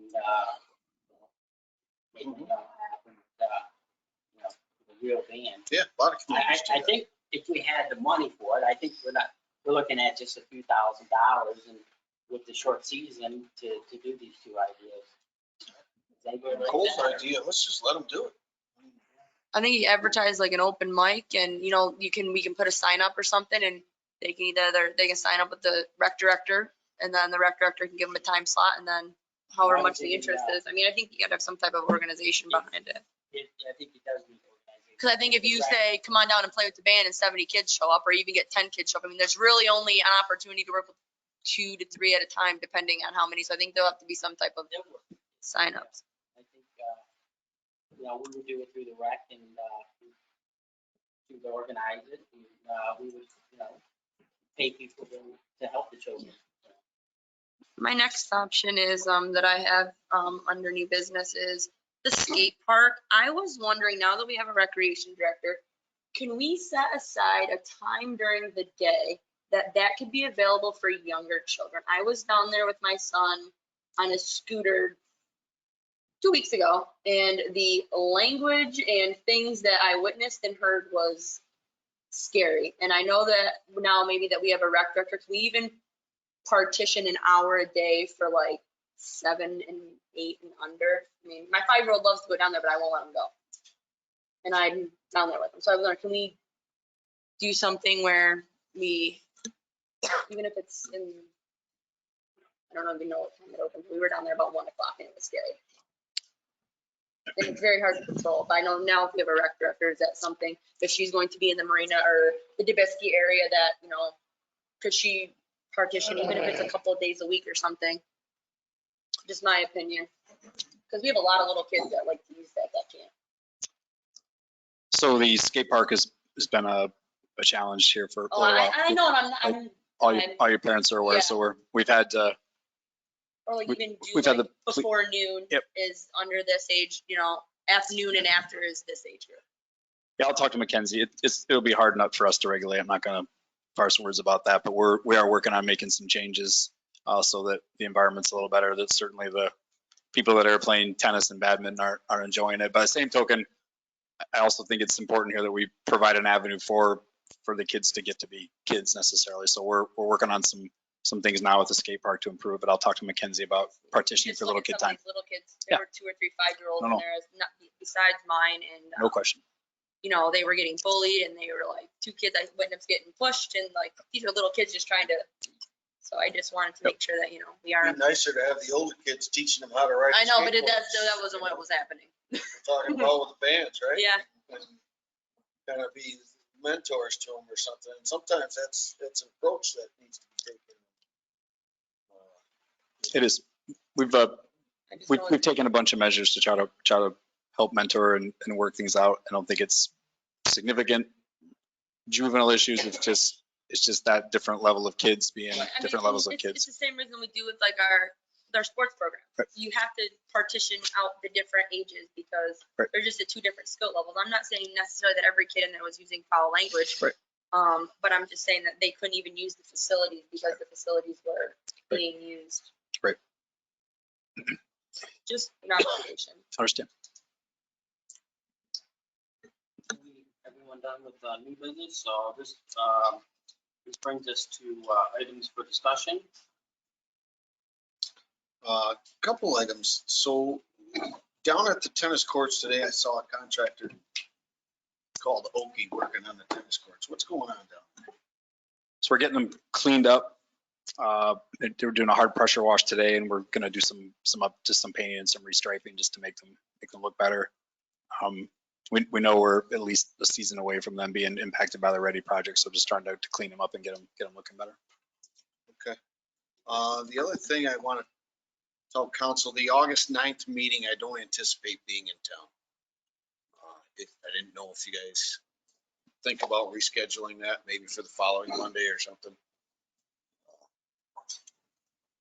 August 9th is that Monday. I'm pretty sure that's our summer meeting in August, but I miss it every year. So if there's not a lot going on or land issues, it wouldn't be a big deal, but if you want to reschedule it, if something's up there, and we don't have to deal with it tonight, but just so everybody knows that I'm not going to be here. I may have a conflict as well. I have a meeting at the following morning that I can't miss on very early in the morning. I was planning In on New the York. 9th because I might be doing something myself in August. So Yeah, the 9th works best for me, but okay. doesn't matter. I can attend remotely. Okay. Just throwing it out there.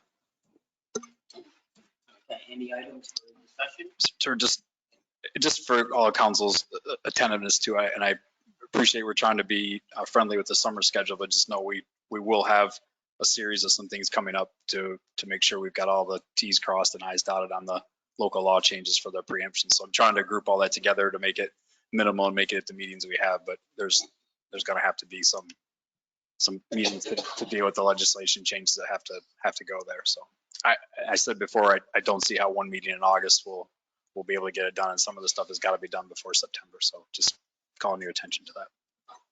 I mean, if it's just routine stuff.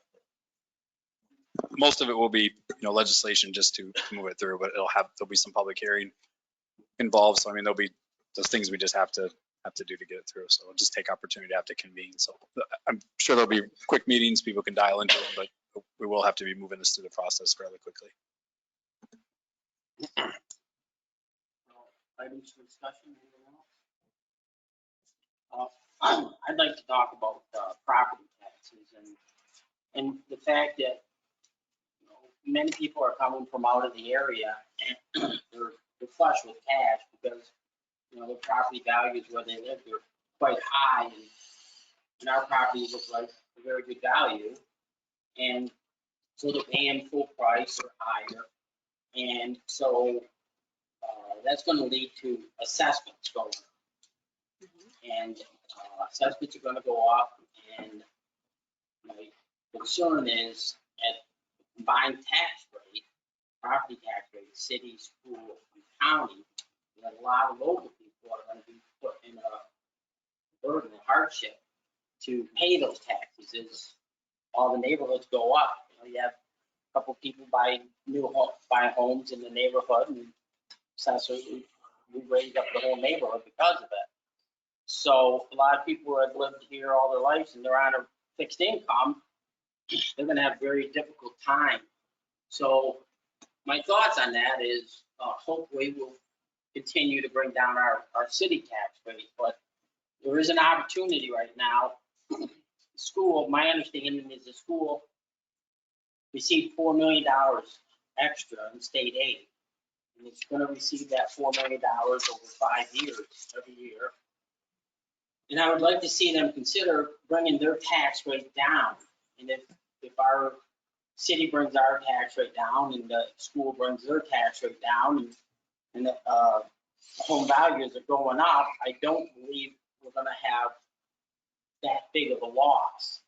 I mean, the revenue's going up through the higher home value. But if we don't look at that situation, while we may all, the government may be flush with cash, a lot of people will be hurt by it.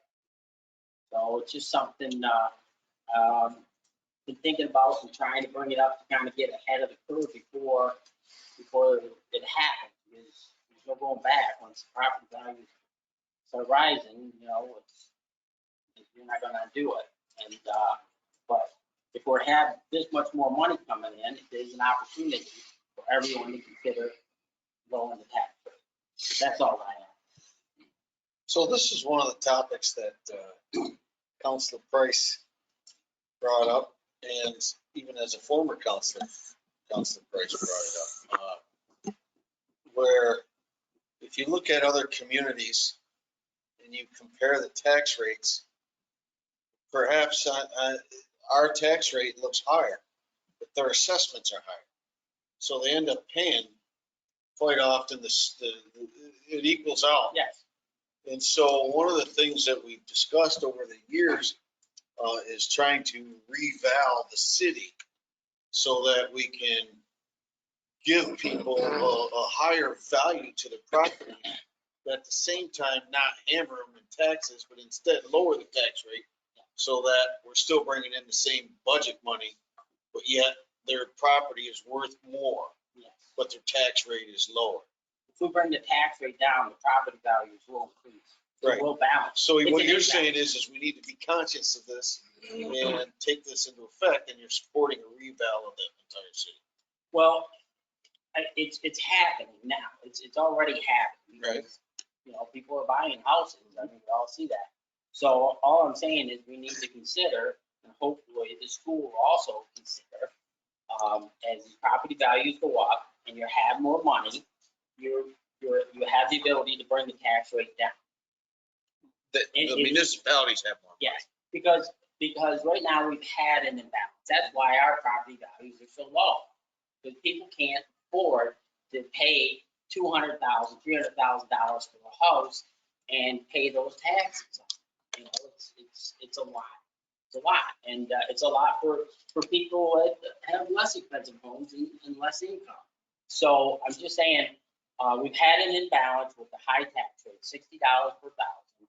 We can bring that down together, and there will be no cuts to the school because they have $4 million.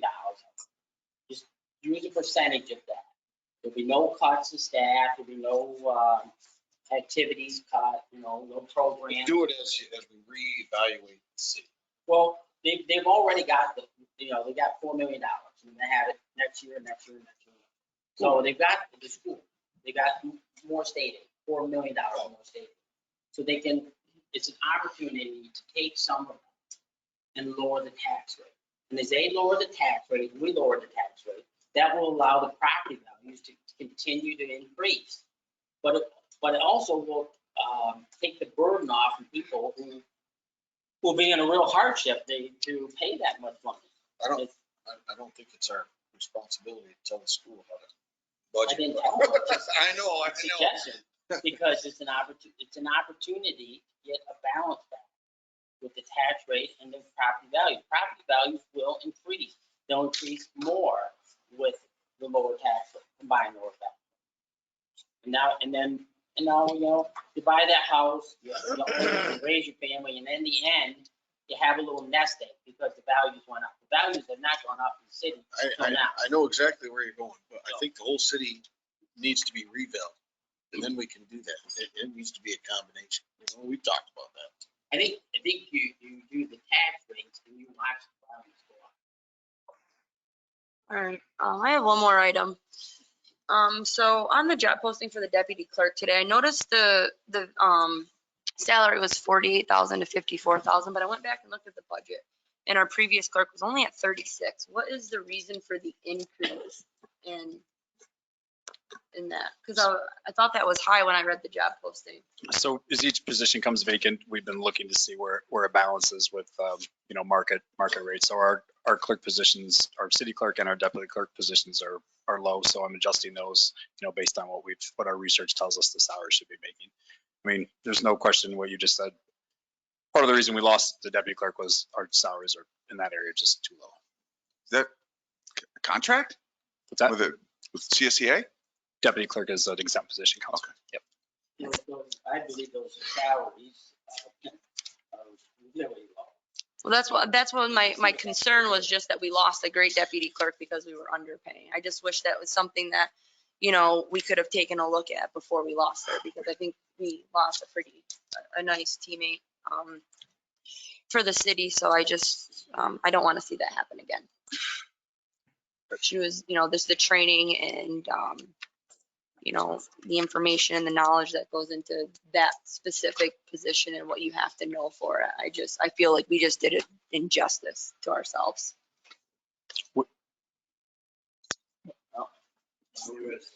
So, anyone else for discussion?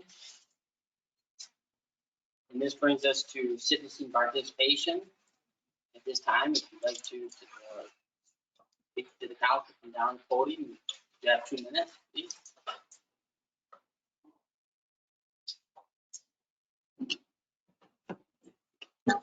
I tried to raise my hand earlier when, I know that you don't take questions when you raise your hand, but I tried to say something about the library business. And it's not that I don't want to let it go. It's just that I'm uncomfortable.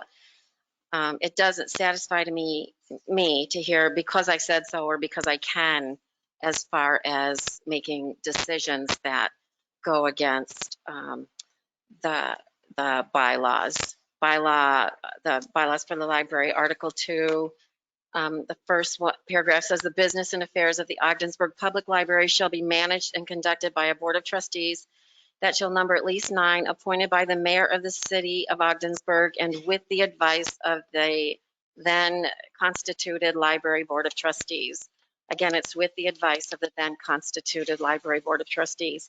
Each appointment shall be for a term of 5 years, and we know that part. And then also number 5, Article 2, number 5, when vacancies exist, the chairperson of the board shall appoint a nominating committee consisting of 2 members of the board who shall designate a slate of nominees. And as we know, that would then be the group of people who would advise the mayor. And I think that we missed that part. I say we, but that part is missed when it comes to making a decision because I can or because I said so.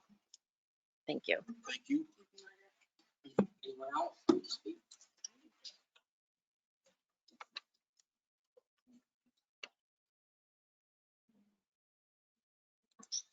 Good evening, Michael Tooley, 214 Hamilton Street. Thank you for the opportunity tonight. First, I think it was prudent to table Bill 48 tonight, but I do want to thank Councilor Reese for revisiting the issues that apply to the site center lands, much as he revisited important issues in drafting the community development plan. I appreciate the leadership he's taken on these issues. Next, I appreciate the frustrations we as a city are experiencing due to the county's decision not to maintain a sales tax distribution formula that would not significantly impact city finances negatively. I get it, and I support the decision to move to preempt.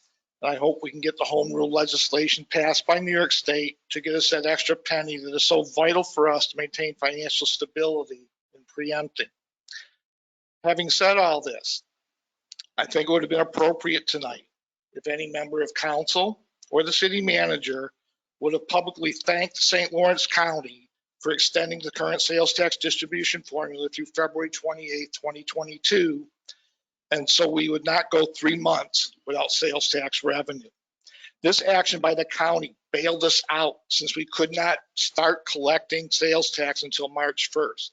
You know, we're looking to partner with St. Lawrence County in different service areas that will benefit hopefully both of us. And so I think it would have been nice to throw them a bone to publicly say thank you tonight and send a positive message for once from the city to the county. Thank you. Great point, Mike. Thank you. Anyone else like to speak?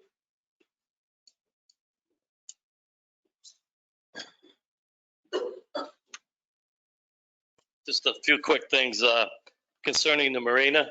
There is a gentleman in Black Lake that has a machine to been out there in Edwardsville that he drags with. Might be something you might be interested in. Maybe for next year, somebody could reach out to Joe Lyota out of Norwood Maybe for tomorrow. in the North Country Library System that has grant money for music concerts in the parks. Okay, he does a great job over there. He can tell you how to get these grants. All right. The mayor mentioned something about a music program. That would be a great, another great recreation program if you set it up. Councilor Kennedy mentioned the swim lessons. I really can't fathom why we charge anybody to be taught swimming lessons. Number one. Number two, just like everybody sitting at this table, I'm a taxpayer too. Some of my taxes go towards recreation activities, recreation director, lifeguards. Okay, I'm already paying for that service. All right, so why are we charging people $20, $30 for swimming lessons? That's very, very vital. We're already paying that. Okay, just my opinion. Assessments, I agree with Skip. We've talked about this before in other administrations about reassessing the city all at once, maybe every 4 years. Everybody gets nailed at the same time. So instead of looking at a 18, 20%, we might all be looking at a 4 or 5%. That would be very feasible for people that are retired. It's going to take some time and effort. That was one of your campaign promises. I haven't seen any movement on that yet. Okay. And my last thing is well, two more things. First of all, what do we anticipate for reassessments this year? The amount of revenue for reassessments? Our campaign promise was to do it once every 5 years. So this is the second year where we haven't done it in the past. Every year, a third of the city was increased. Absolutely. So What I'm saying is every 4 years, the entire city, that's just my opinion, okay? And if I stop into Mr. Jelly's office, maybe I could get the amount that we've gotten in increased in assessments. Okay. The thing, Doug, is concerns me is things have changed. You know, since in 2 years, all of a sudden the influx of new buyers from outside the area. Yep. I see a change, and it's concerning. Yeah, I don't have a problem with that. And my last thing is you know, since this administration started, and I agree with the problems with the sales tax. I agree with lowering the tax rate to a certain extent. But I have a very big concern as not only as a taxpayer but as an individual. In the last year and a half, we've lost 18 city employees. Okay, 18. Yes, you're going to say, well, someone wanted to retire. Well, maybe, maybe not. I mean, I think you have to have a discussion sometimes to say, why are we losing people? Last meeting, I said, we've lost some people, and they've been great people, great experienced people, all right, that put a lot of hard work to move this city forward. We've lost just a ton of important people. And I think you people ought to ask yourselves, what's happening here? If we continue to lose people, all right, we're not going to have to worry about the county giving us our sales tax, all right? Because we can shut the door and lock the key. You people really need to have a discussion on why this is happening. Thank you.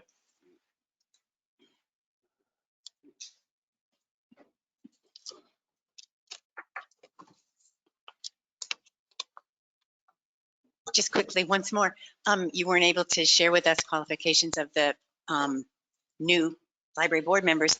I sure hope that you can send those to the library so that the staff and board have that information. And if it could be shared at the next meeting, I would very much appreciate that as well. And on a lighter side, I have to tell you, I happen to live on the river. And the weeds are like I have never seen before in my life. I'm out there every single day, scooping up lots and lots of weeds. It's everywhere. It's not just our marina. It's a problem for all of us. So anything you can do would be great, but please don't cut them up and leave them in the water and send them my way. Is there anyone else who'd like to speak? James King, 607 King Street. I'd just like to say thanks for tabling the motion on the state hospital. Councilor Reish, the only thing I take issue with is you said that the Department of Corrections is not connected to the Department of Mental Health. You need to be careful because they are connected. They are connected by the man in Albany who does everything. And when he starts hearing you complaining about one thing and you pull that string, you start shortening the string somewhere else. I work at Ogdensburg Correctional Facility. I work with approximately 270 people. I'm not sure of Riverview's number, but I'm assuming it's around 300. You're looking at close to 600 people that are living on eggshells every day. Every time that phone rings in my building where I am, I don't know if they're calling me to ask me for an inventory to see what we have. I don't know if it's my boss calling me saying, shut it down because something's going on. Just proceed with caution in this area because you start demanding things of them, they're going to start doing other things. That's all I say. Like I said, I appreciate you guys. Common sense prevailed in that issue, but please just be careful what you say when it comes to them. Thank you.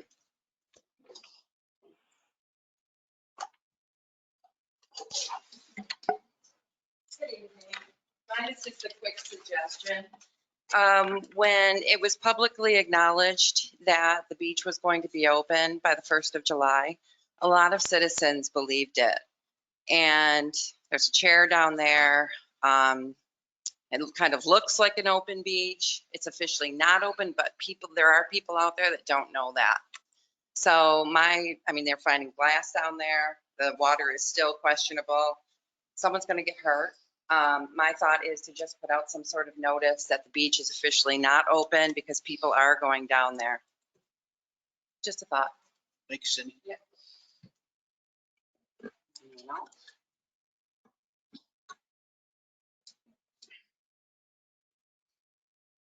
Good evening, Valerie Sovey, 930 Hasbrook Street. I just wanted to piggyback off what Mike said and also what Mr. King said about the psychiatric center property.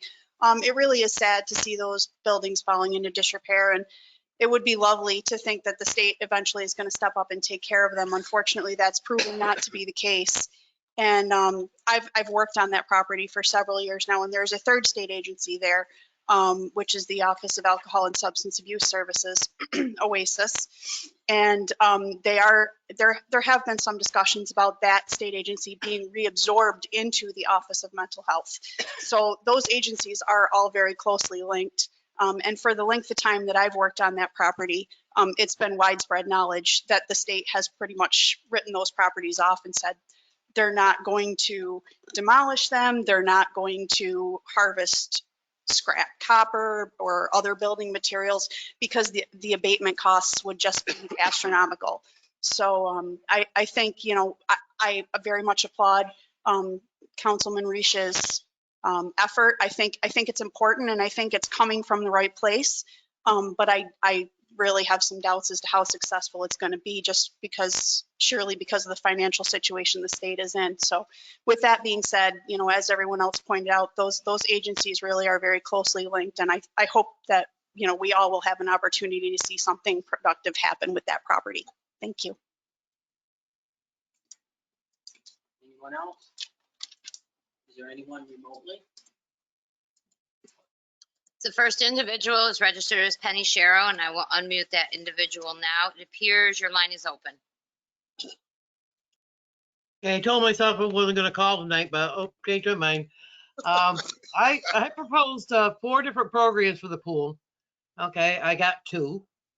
The lessons, I do have to agree with Nicole. I do think that I think they were trying to go along with the price of all the camps is what they were charging the $30 for. But now what happens with the 2 days a week, it cuts them back to 6 classes as where I had it planned for 9 to 12 classes with just the basics. All right, and hopefully next year a full-fledged Red Cross instructional program again. All right, so that $30 kind of is a lot when you think, yes, there used to be 5 days a week, which gave them 20 classes back in the day. Then it was switched to a 4-day week at the pool, and they got 16 classes. Now I tried for 9 to 12 if I went an extra week, and I end up with 6. All right, so that's that story. So I do agree that I think either it should be free but I could only accommodate, we're only going to accommodate 3 groups per session. There's only going to be 4 half-hour sessions, which is the half-hour sessions is what we usually ran.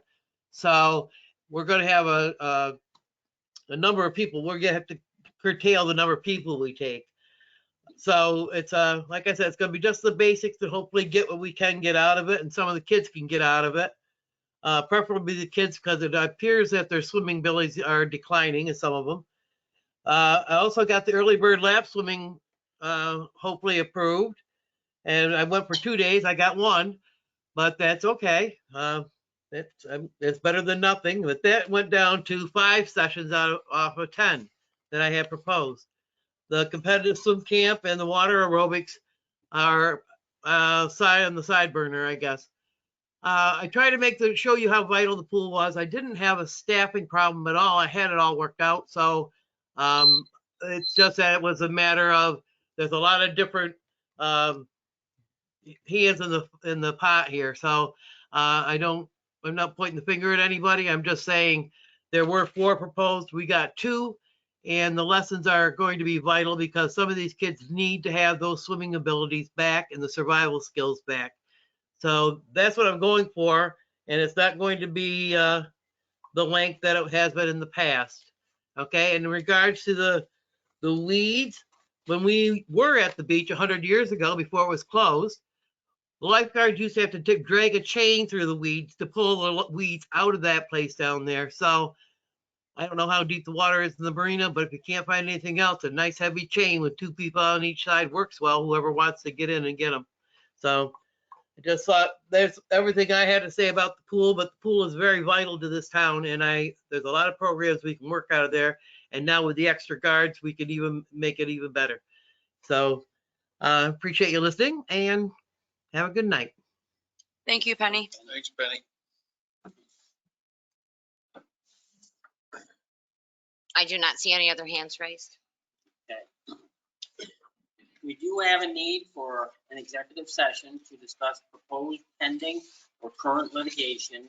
I will need to recuse myself, so would someone like to make a motion to adjourn to executive session? Second. Kathy, would you call the roll?